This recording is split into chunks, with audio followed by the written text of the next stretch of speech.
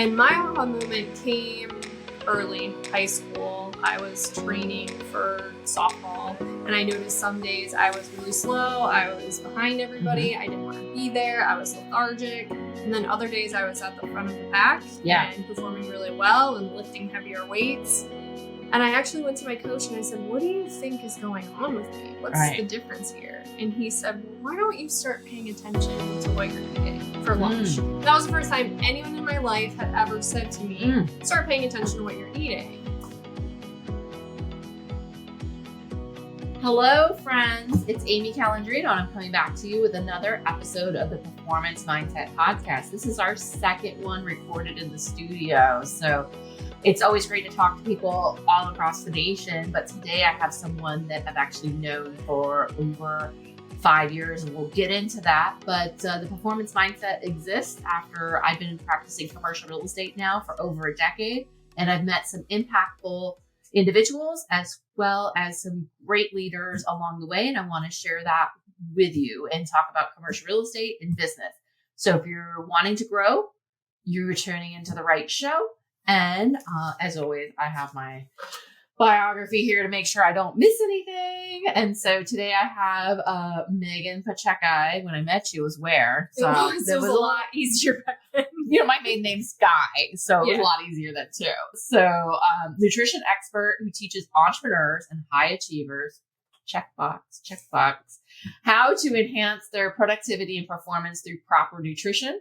She's also the author of the book, The Optimized Life, a nutrition guide for entrepreneurs, and the co-host of the Nutrition Awareness podcast. In her book, she shares her personal journey, starting with the struggles with extreme dieting during college to maintain a low-calorie intake. And then her expertise has been shown in the Orlando Sentinel, Entrepreneur Magazine, Huffington Post, and also been on many television and radio programs sharing her knowledge of nutrition and dietetics. Dietetics? Yeah, dietetics. I said it right. Yeah. Welcome to the show. Thanks for having me. It's great to be here. I love doing podcasts in person. This is fun, isn't it? So much more fun than doing it on the screen. Yeah, it's so cool. But, and by the way, I want to, because I have people that listen throughout the country and even in Canada and beyond, awesome. But you can serve people anywhere, right? Oh yeah, we do virtual or in-person consults, whatever works best. I usually try to get people to come in person if they're in the area for at least the first time. But yeah, we have people all over the country, all over the world, in countries I haven't even heard of. Yeah, and if you're consultations with us, and if you're in Orlando, she's in the Mills 50 district, just about kind of heading into the Ivanhoe district. Yeah, exactly. So like right near Virginia and Mills. So where that Fresh Market is, we're right behind that plaza. Everyone knows where that Fresh Market is. Maybe schedule your appointment on a Tuesday to take advantage of the Fresh Market protein rotisserie special. Chicken. Is the rotisserie chicken Tuesday? Oh, it's like the chicken, like the boneless, skinless, and they have all the different ground beef specials. Thursday's ahi tuna. So. Oh, I did not know that. That's a game changer right there. So, well, let's talk a little bit more about and we love food. Yeah, which we'll get into that. Like your whole methodology. You're like, oh, wait, they're talking about dietetics and nutrition, but like they are literally salivating like over food right now. You can't be a dietitian without loving food. Yeah, I don't believe that. You can talk about good, healthy food without being a foodie yourself. Yeah, I'm totally a foodie. So, but let's talk about your background. Okay. So you had some issues in your past that kind of led you to this passion that you're on now, and you have your own boutique company too. Yeah. So I think nowadays, the generation coming up now, everyone's aware that what you put in your body is what you get out of it. Everyone's kind of aware of the importance of nutrition now. Yeah. But I think back in the day, like our generation growing up, the generations before us, a lot of people had to have that aha moment to kind of realize that. And my aha moment came early, high school. I was training for softball, and I noticed some days I was really slow. I was behind everybody. I didn't want to be there. I was lethargic. And then other days I was at the front of the pack and performing really well and lifting heavier weights. And I actually went to my coach and I said, what do you think is going on with me? What's the difference here? And he said, well, why don't you start paying attention to what you're eating for lunch? And that was the first time anyone in my life had ever said to me, start paying attention to what you're eating. And of course, I noticed on the days where I had nachos and cheese with a chocolate chip cookie for lunch, literally, that's what I ate. Those were the days that I was lagging behind. Yeah. And so that was that aha moment for me. And for some people, it comes after you get your first high blood pressure reading, or after you realize you've gained 50 pounds and can't fit back into your favorite jeans. Yeah. There's this moment where you're like, you know what I put into my body actually matters. Yeah. And so that was that moment for me. And so I took my $20 allowance that I had for lunch each week and went to the grocery store and started packing my own lunches. And I noticed how big of a difference my performance just skyrocketed that year when I started to pay attention to what I was just eating for lunch.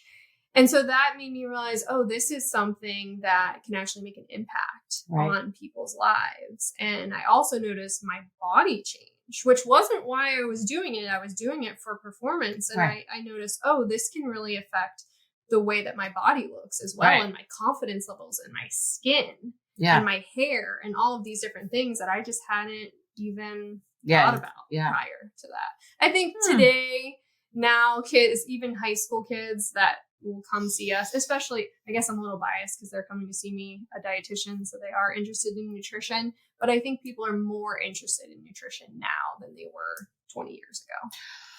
Well, I think that perhaps maybe there's more messaging out there about it, and like people think that there could maybe potentially be a solution. For me, I went through, Jenny Craig. I was never really an athlete, so I never really needed to worry so much about nutrition, like, because I was really focused on academics more so than like anything. And I never really like had an issue. I just ate whatever I wanted and it was fine. Until like, I think my junior year, like I started to gain like a lot of weight. And then I went like on this like crash diet. And in high school or college? High school. I lost like 25 pounds during a summer. Okay. And then I think that put in my mind that anytime I wanted to lose weight, like I could. And so then it started this crazy manipulation of your body and what you're eating means to an end. Yeah. And I was actually in good shape. I was doing like Orange Theory. I was eating more whole foods in like 2000, fast forward to like 2007.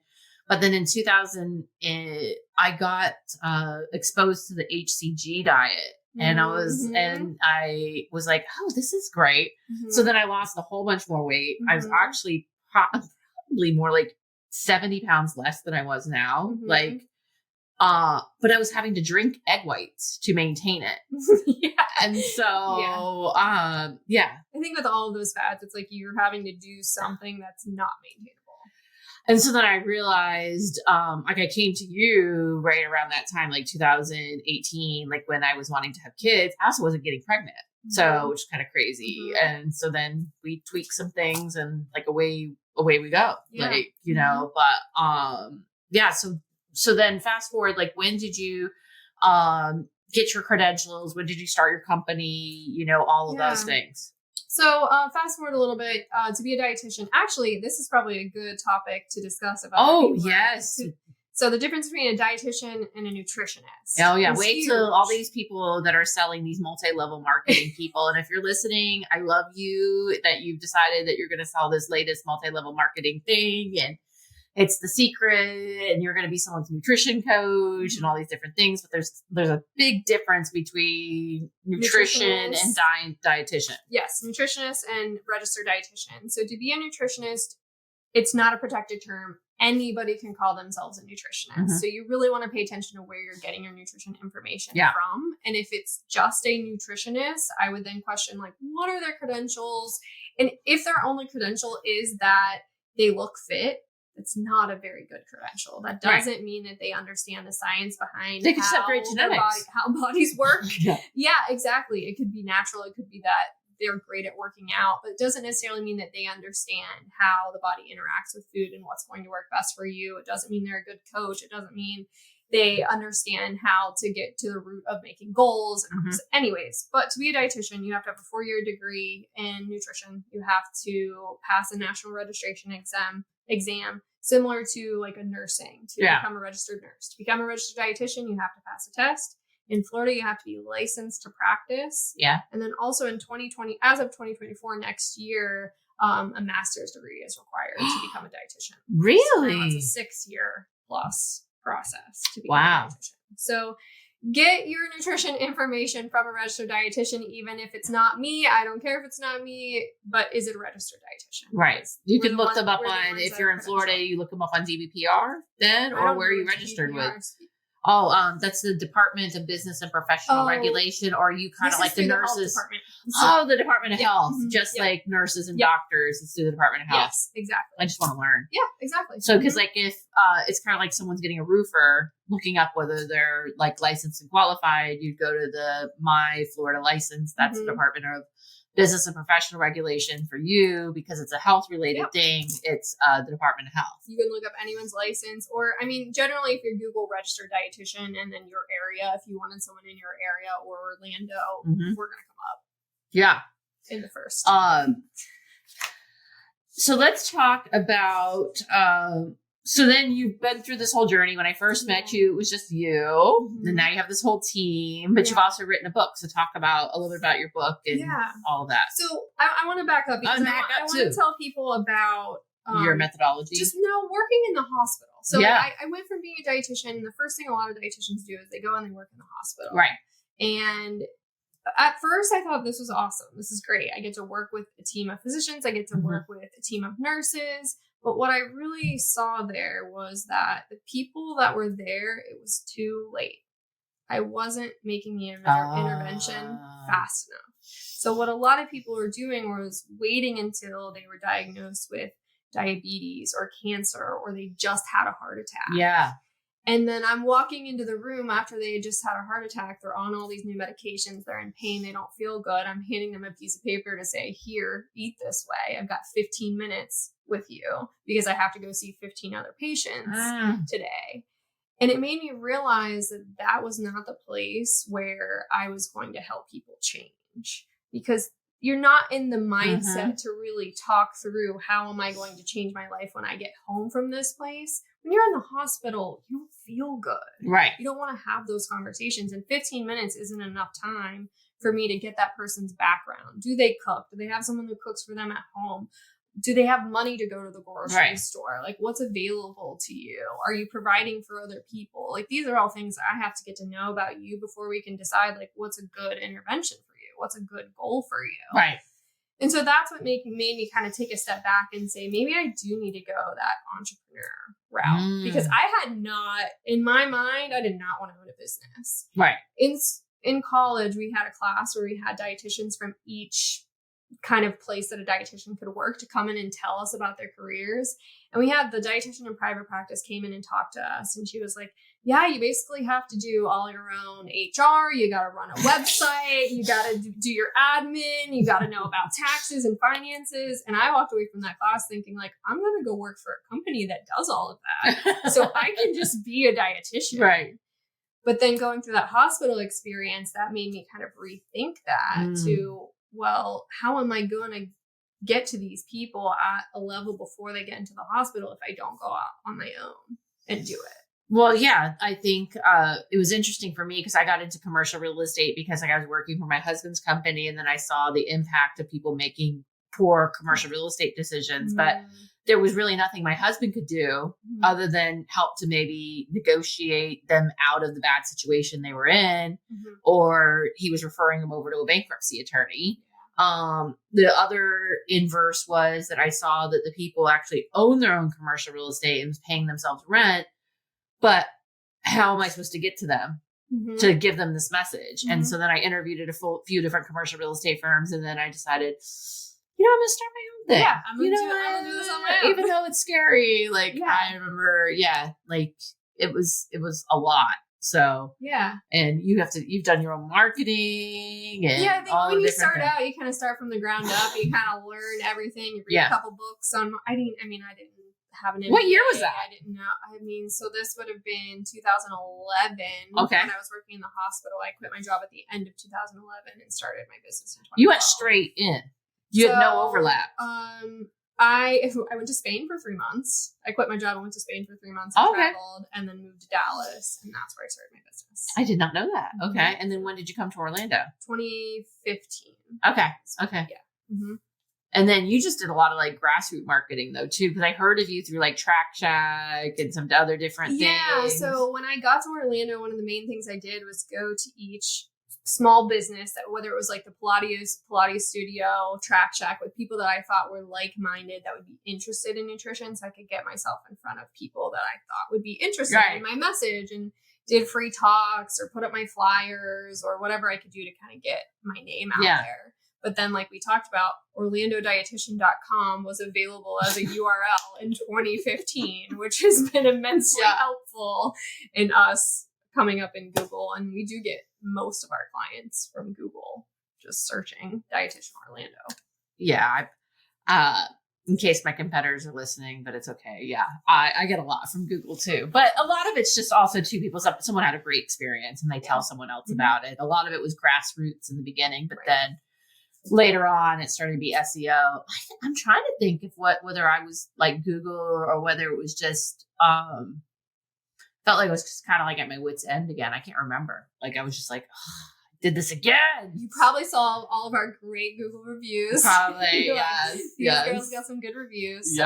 So it started out with just me. I do have 3 other dietitians that work with me now. I have one who does specifically pediatrics, because that was something that we had been asked about a lot. So my first dietitian that worked with me, she came on part-time, same story. She was working in the hospital. She wanted to start her own thing. I met her right at the right time. And I was like, listen, I do all this back end boring stuff already. You don't have to do it. Just come with me. I've already got the space and you can see the clients. And so her name's Kate Richardson. She's been phenomenal. She's been full-time with me since 2019 now. And 2 of the things that we had the most asks that we couldn't fulfill were pediatrics and Spanish speaking. Okay. So, because at the time I hadn't had a kid, I knew nothing about kids, and I was not about to counsel you on how your child should eat, not having that experience myself. So we do have a pediatric dietitian. I just hired a new dietitian who was semi-fluent in Spanish, so we'll see how that goes and if we can get her more comfortable in that. But she's brand new. She's actually taking her test in 2 weeks. Wow. Wow. So you went from working through a hospital and now you're filing tax returns and payroll and doing office space and all the fun things. Which actually I don't mind doing.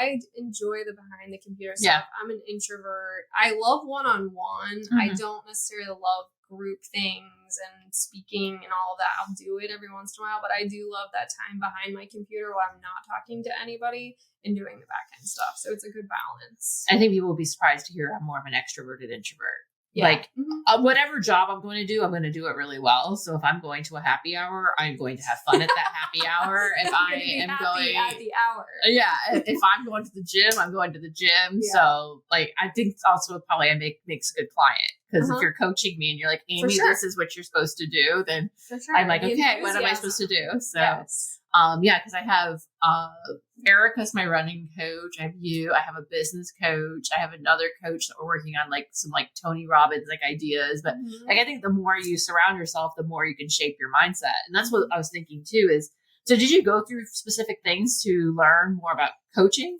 Because it's turned like you're more than like a dietitian. I think the entrepreneurs you work with, like you're really good at like the goal setting and setting up like the milestones and all of those things. How did you like develop that? Just from experience, honestly. So when I started talking to people one-on-one, the thing I thought was, oh my gosh, I should have done psychology, because this is not about nutrition. We're not talking about broccoli.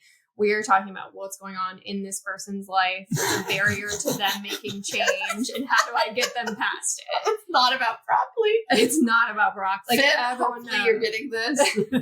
Everybody knows broccoli is good for you. That's not the problem here. And so when I realized that it was, through just doing the experience, and it's like, oh, these people aren't coming in just so I can spout out nutrition information I can figure that out. It's like, if you had something that you wanted to accomplish and you went and talked to anybody about it, and then you made an appointment next week to talk to them about it, and then you made an appointment next week to talk to them about it, you'd probably make a lot of progress on that, whether they were a dietitian or not. Right. So of course it's helpful that I know the science behind the recommendations and how to make them. But what it's really about is staying accountable to somebody and really sitting down and measuring your progress, because what you measure is what you improve. Right. And so I'm just a glorified problem solver. Right. I sit there and I learn about the individual and I help them to figure out how to take what their goals are now to where they currently are to where they want to be. And that was just through experience, reading a lot of psychology books, listening to a lot of psychology podcasts, and just kind of learning how the brain works, learning how people tick. Yeah. And just doing it over and over again through thousands of one-on-one conversations. It probably has been thousands. Oh, it has for sure. Mm-hmm. Yeah.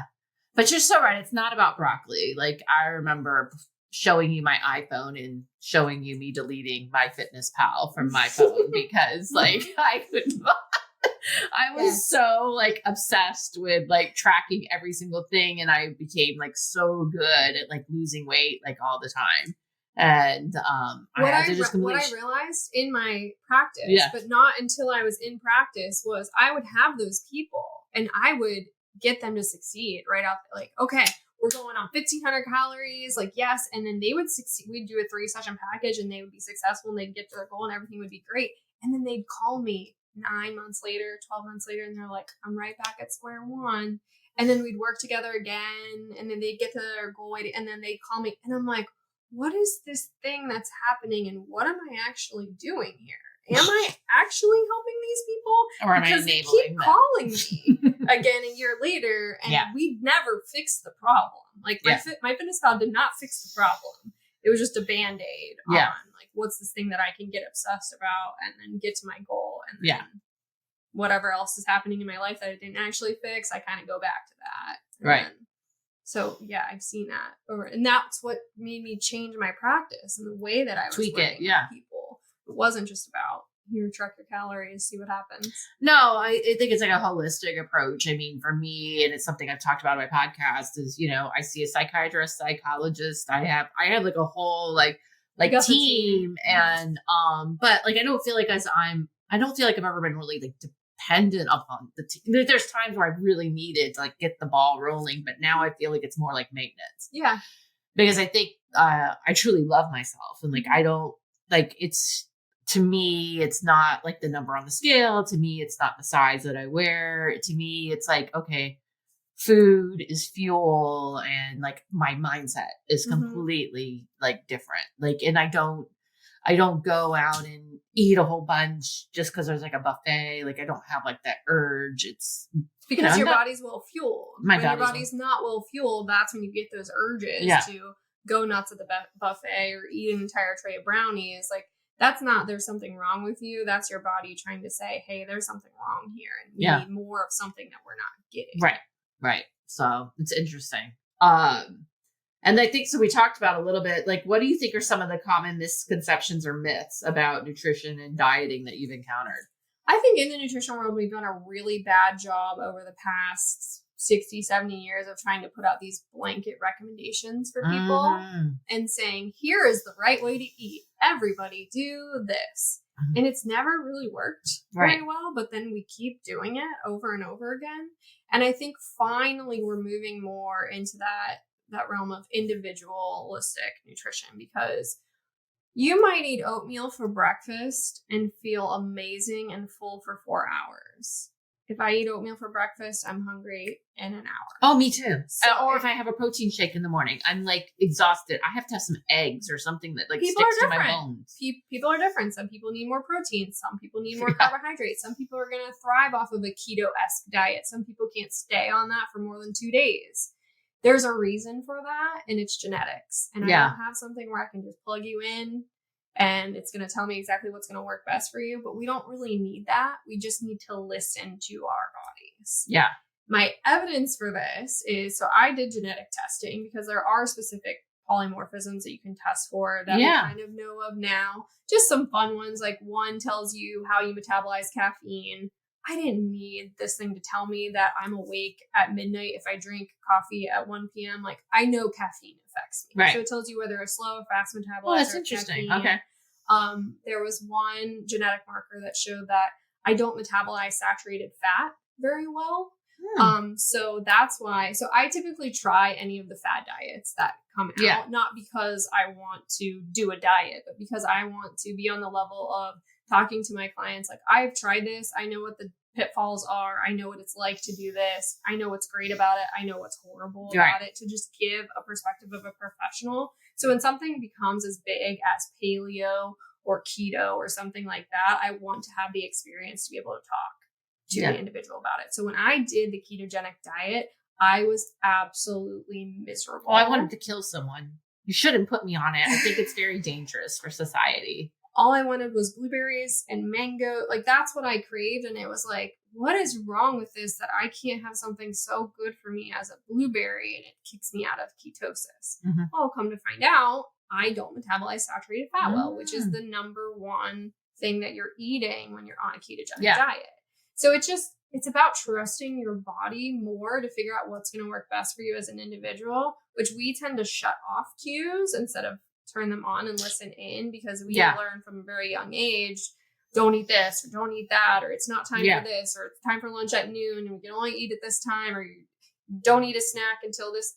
We learn to shut off the cues instead of to tune in. So I think what we could do better is recognize that nutrition is individualized, and also recognize that your body is your best indicator of what you need, not MyFitnessPal, not the next greatest, latest diet, not whatever the next product that's out there, not the next MLM that's selling you. They don't tell you what you need. Your body tells you what you need. We just forget that. Well, and it's interesting. I think just in the last year and a half, I finally read Tim Ferriss's book, like the Rules of Titans or whatever. Tools of Titans, yeah. Tools of Titans. Yeah.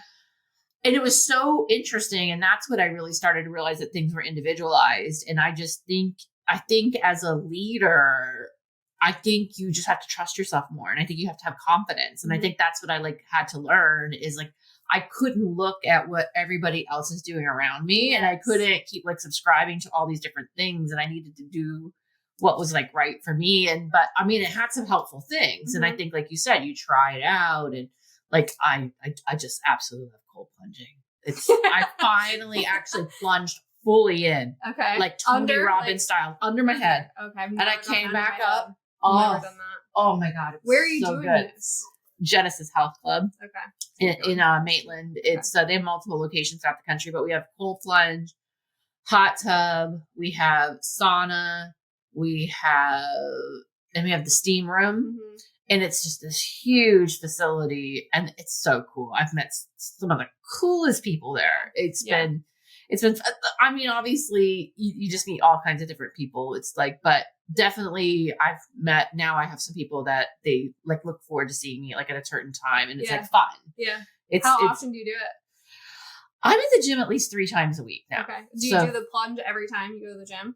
Pretty much, unless I forget my bathing suit. Okay. So do you do it before or after? After. Okay. I like to warm up my body, and I like to do the cold after. Do you have a period of time between there, or do you go straight from the workouts to the cold plunge? I shower off and all of that, and then go in the cold plunge. Try and give yourself 20 minutes. 20 minutes. The reason why I'm saying this, so if you look up Rhonda Patrick, she has a white paper on cold plunges and doing that in regards to exercise. And so when you're exercising, you're creating these heat shock proteins. Yeah. And those heat shock proteins are good for your body, and you're creating damage in your body, and you want your body to have that damage. It's good damage. It's good stress.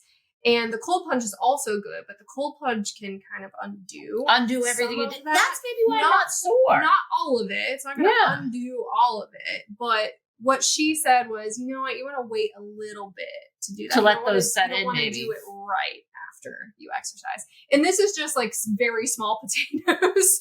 But, you're there and you're doing it, and it's all great for you. Yeah. Okay, but I might maximize it. Maximize it, wait 20 minutes. Well, the one thing I tweak too is I'm doing less weight now. I used to feel like I can do over 200 with my legs, with leg presses. But now I'm doing $180, but I'll do 30 reps, then 10 reps, then 10 reps, then 10 reps, then 10 reps, then 10 reps. Yeah. And, but I think, you're right. Probably wait 10, 20 minutes, let it kind of sit in a little bit, and then get in the cold plunge. Yep. I can do that. I usually get on my laptop. after my workout, but after the cold plunge, but maybe do it before my cold plunge.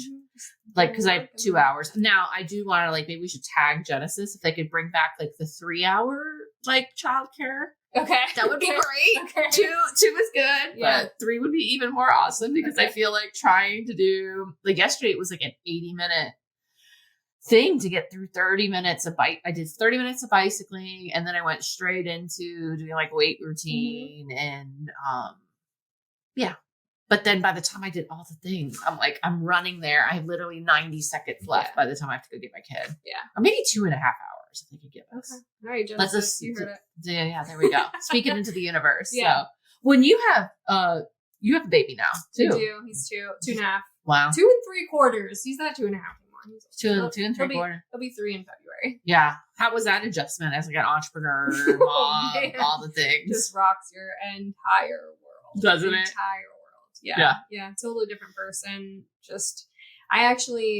So speaking of the book, The Optimized Life, so I just published the updated version of it. I hit publish on it before I came here. Oh, actually. Yay. So it's the same book, but it's just an updated version because I felt like I changed so much as an individual and in my recommendations. And I had written the book pre-kid. And so then at the beginning of the year, I read through the book again just as a reader because I hadn't picked it up in so long. And I read through some things and I was like, that's kind of bull crap. Like, why?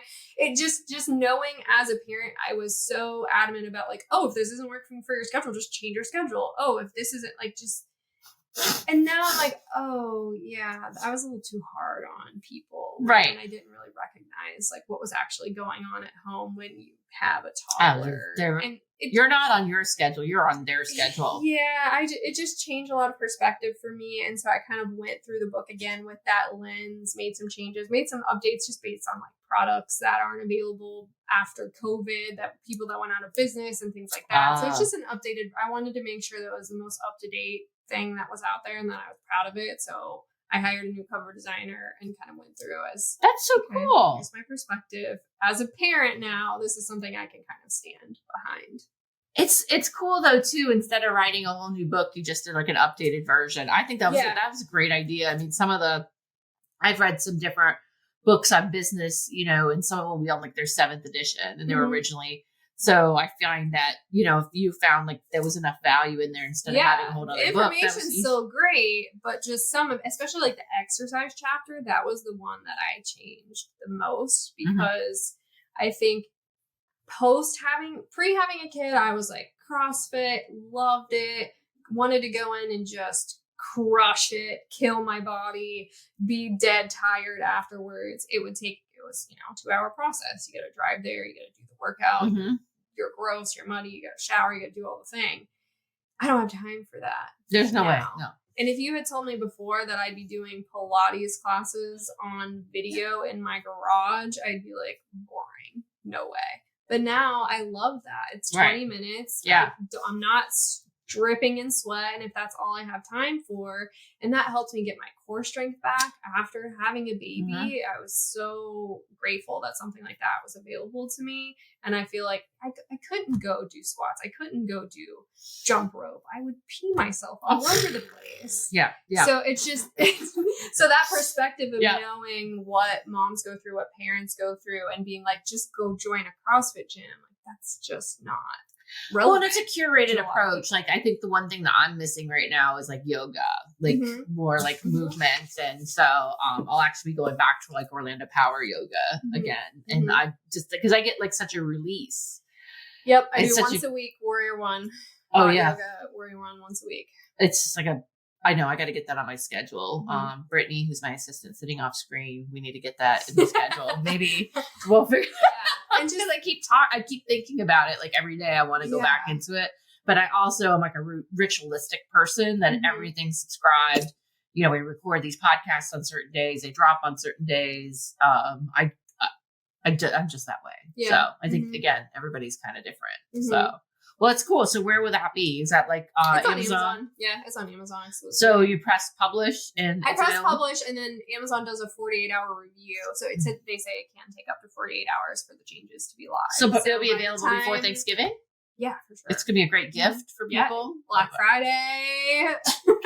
So those listening, if you have any entrepreneurs, leaders, people looking for something, it's been great. Yeah, no, I still do like a tune up with you every so often where I'm like, oh, yeah, I'm like taking stuff away from myself again. But I think it's great that you do that, because when you have someone on board, when something happens and you really need it. Yes. So whether it's a mental health therapist, a dietitian, a trainer, when you have those people in place that you really trust, a physician, like a general practitioner. Oh my gosh. Yeah. So when something happens, now you're not scrambling to try to find the best person. You've already done your homework to know this is the best person to help me when that happens.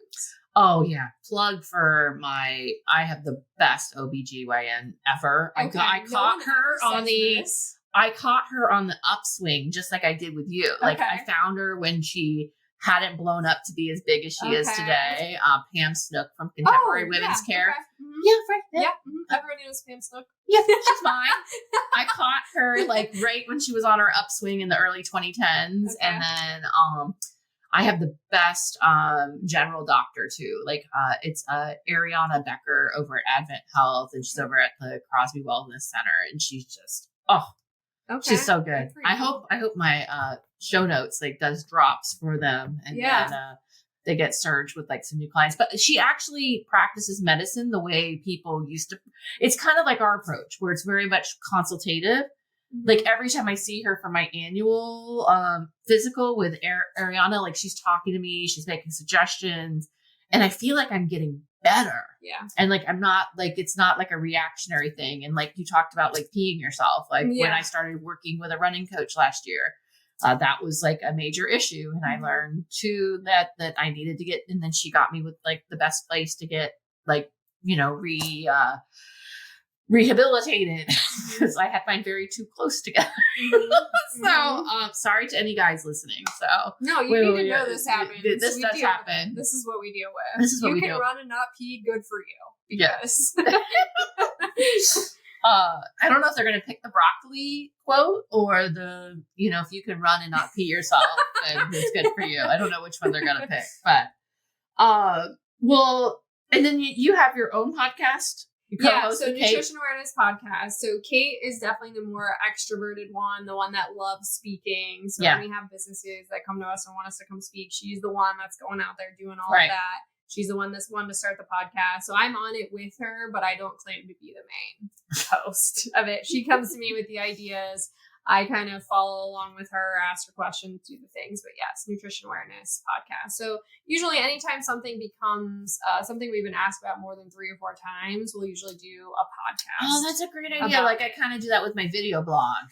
Yeah, so I don't have I mean, I have this podcast that's strictly on mindset because I find it near and dear to me, but that's a good idea too. Like if you get asked by a client more than just a few times, then. And then we have that resource. So when someone asks us about something like collagen in our initial appointment, it's only an hour long. Like I don't want to spend 15 minutes talking about collagen. There's much more important things we can talk about. So here's the podcast. So just listen to this. And then that way we're not wasting time in session just going through all these. What about college? I'm just kidding.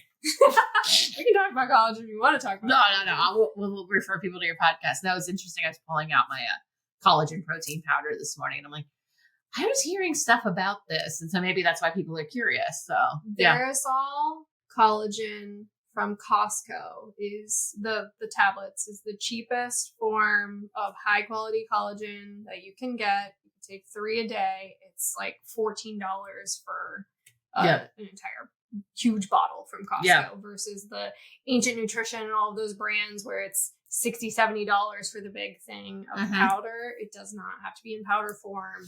It can be in capsule form. That way it's easier to take. You don't have to drink something. You just pop the pills. You get the same. I think that's where we get it. It has like an orange and like greenish dot kind of logo. Yeah, it's a good brand. Yeah, it's a good brand. If you can choke down the powder, good for you. I'm not a fan. Not a fan.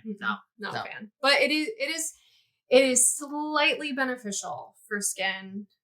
Reduces the appearance of wrinkles. Slightly beneficial. So it's not something where you're going to see a big difference. So if you're like, I got some extra money, I want some supplements, sure, go ahead and do it. Do you need it? Absolutely not. It's not a miracle drug.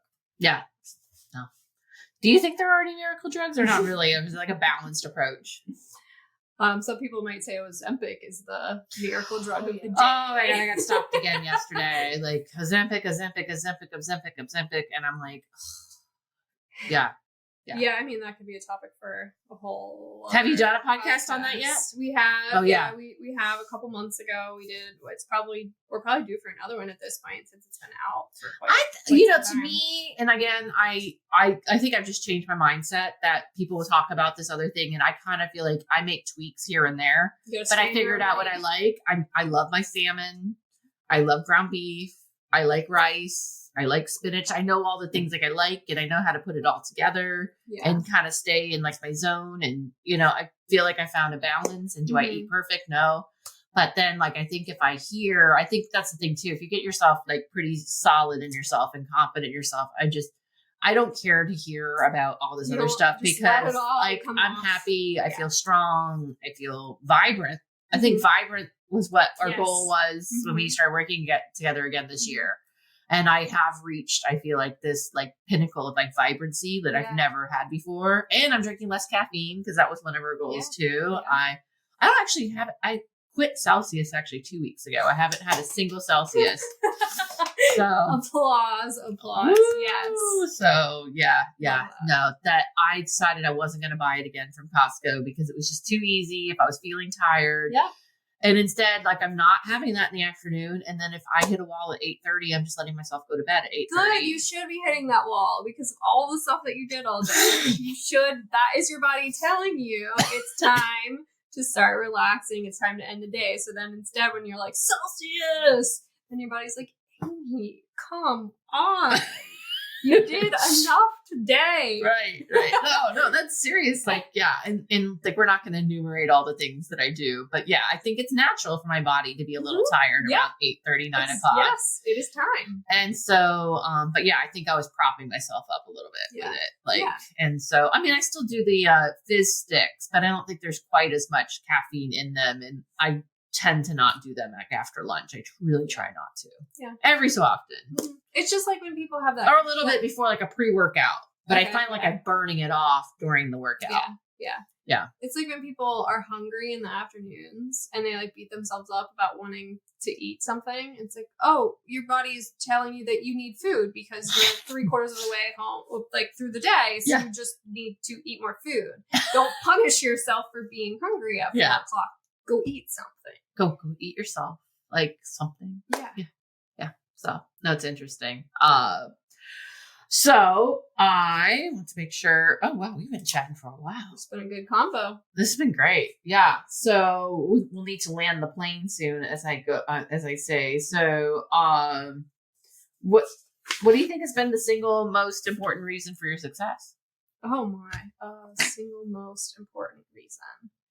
The first thing that came to mind, honestly, and it's kind of hard for me to say this being like Miss Independent Woman, I'm going to do my own thing, my husband. Mm-hmm. I feel like he's been such a big support system for me that when I come home with an idea or something or hey, I want to rent this office, or hey, I want to hire somebody else, he's always been the one to say like, that's awesome. Like, you should do that. And if you fail, like, I'll be here for you. We'll figure it out. We're not going to be on the street. Like, we'll figure it out together. So I think him allowing me the space to fail if I'm going to fail, succeed if I'm going to succeed, and cheer me on along the way. I think having that person there. Yeah. Because I've never been a rule follower. I've kind of like always done my own thing. But to have that one person there that's like, yeah, go ahead, go do that. I think has been really instrumental to me being successful at what I'm doing. No, I don't disagree. I mean, my husband is an only child. His mom and dad were both entrepreneurs. His dad was an entrepreneur first. And then his mom, when he was 7 years old, started her first like business. And his dad was super supportive of her. He's like, yeah, go buy that franchise. Go sign that lease at the mall. And the malls were a new thing back then. Cool. And like, she went on to have like 7 different flower shops. And obviously when I first met her, like I adored her. And I said, things don't work out with your son. I think you're stuck with me. But, we're still like really super close. And, but, because of, I think the example they set for their son, who's now like my husband, he's so supportive of me. And like, we even do marriage counseling. We don't have any issues. Again, it's like just a preventative thing. It's a way to like improve our communication and be like better parents and all the different things that we spoke about like in the last meeting. Because sometimes I do, like, I wish things would be kind of more perfect and more linear, but like growing a business, especially like commission only business, well, not only, because I do consulting now and expert witness now, like, and I have some like other kinds of things that I do are like non-commissionable, but it's still like there's a lot of ups and downs and figuring things out. And like sometimes I have to be reminded that he'll like said to me last week, like, you know, like it doesn't matter like what happens, like I don't care. I still love you. Like it doesn't matter. And so I think it is really great to have like that support system. Like I'm super individualistic. I'm still like going to go at it, but sometimes just knowing that like whether you succeed or fail, at the end of the day, you're just you. So yeah, that's something that I've had to learn to, because I'm an only child too. So like I said, it's like very individualistic. Like I did my own thing. I made it here. And what I find now is the people that I respect even more, the ones that give props to the people that are around them, that are helping them achieve it. Right. Shonda Rhimes' book, I can't remember the name of it now. So she's the creator of Grey's Anatomy. Is that the same one that talked about the Shonda Rhimes you were talking about with the cold plunging? No, that's Rhonda Patrick. Rhonda Patrick is the cold plunger. Yeah. Shonda Rhimes. So in her book, she talks about how people would look at her and think like she has 3 of the top hit TV shows on TV right now. She has children on her own. She's a single mom, 2 kids. She's going to soccer games, so it looks like she's doing it all. Yes. And she's like, I don't like when people think I'm doing it all. She's like, I have a full-time nanny. Yeah. I moved my sister in down the street. My parents live 4 houses down. All of these people allow me to look like I'm doing it all. And it's like, that's such a breath of fresh air for the people to hear that it's like, oh yeah, the people that do look like they're doing it all, they have help to do it all. Right. Oh no, I have to give like props. I mean, like I have a housekeeper, and I have like, I have a nanny and I have like all this different support so that I can do it. Now I have to say like, shout out to my friend Beth Azor, says you can have all the money in the world, but if you don't have a relationship with your kids, you have nothing. Yeah. So like, I definitely have made some adjustments because having 2 toddlers that they definitely want my attention and they're craving my attention has required some like adjusting. So I'm definitely more intentional about like assignments that I take on, geographical vicinities, all the different things. And like, and I have to pace myself. Like I wanted to launch my book sooner, but like I'm having to kind of like wait. But I do think that if you start to think that people do it all, like I think everybody has their own tribe and there's somebody that's helping them in some way to do all the different things. Yeah. And thank you for being part of my tribe. By the way. Yeah. So, but yeah, that's interesting. We'll have to include a link to that book. Yeah. I can't remember the name. It was a really Was it like a biography or? It was. So like a memoir? I know the title reads as a self-help book, but it's not. It's her story and it is very inspiring. Wow. I'll have to read it. I love to read. Yeah, that's a good one. Well, I was going to ask you what books or events have inspired you most. So that would be it. Like, you like that book or anything else? I think event-wise, and I'm starting to realize it now into my late 30s, was my dad so my dad got laid off from his job. I'm from a really small town. Foothills of the Appalachian Mountains. Okay. It's a very depressed area. It used to be very industrial, steel mills, coal mines, are the main employers.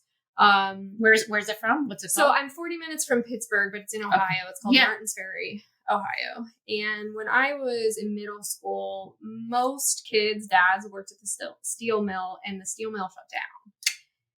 And I remember my dad starting a business in his garage, fixing people's motorcycles to help us just kind of get by. Right. And we were to the point where we were going to the food bank and getting boxes of food, which as a kid, I didn't realize we were poor. I thought that was really cool that we went and got free boxes of food. I was like, cool, what's that? It's month. Cool, let's go get it. But seeing him he just kind of did it. And I feel like he didn't follow the rules either. He was like, here's my garage. I'm going to put up this sign. I'm going to fix people's motorcycles. I'm going to start a leather shop. He would make people's leather jackets and things like that. And that got us through until he actually went back to work in the coal mine when the coal mines opened back up. Wow. So I think seeing that as a kid, whether I knew it then or not, really fired that entrepreneurial spirit up in me to kind of want to do my own thing and want to work for myself and want to make it work, and maybe that work ethic. I think that's probably influenced me more than any book that I've read, or I think just kind of seeing that as a kid. I think it is. I think I'm really fortunate to come from very, very, very hardworking like parents who like failure was like not an option. And like when they would lose, you know, my parents, both very blue collar, and we'd have times where one of them would like lose a job or something like that. And like, they would just like figure it out. Like I, like in middle school, would help my mom go clean like hair salons. And that would be like her thing on the weekend. She would go get paid, you know, cash for like commercial cleaning, or not cash. No, this was all documented. Sorry. And then, you know, she'd maybe give me like $10 of it or something like that. But like, we would just like go clean toilets, go do whatever you got to do, just do what needs to be done. And I think like once I decided, like, it sounds like your dad had like a passion, but like I now have like a passion for like helping people like secure like a more like financial future, and you like help people live a more vibrant life, or what, you know, what is your motto? Let me remember. Like, I have to look at my Instagram title to remember what this is. But that's my understanding of it. I teach high achievers how to optimize life through nutrition. Yeah. So yeah, and live a great life. Yeah.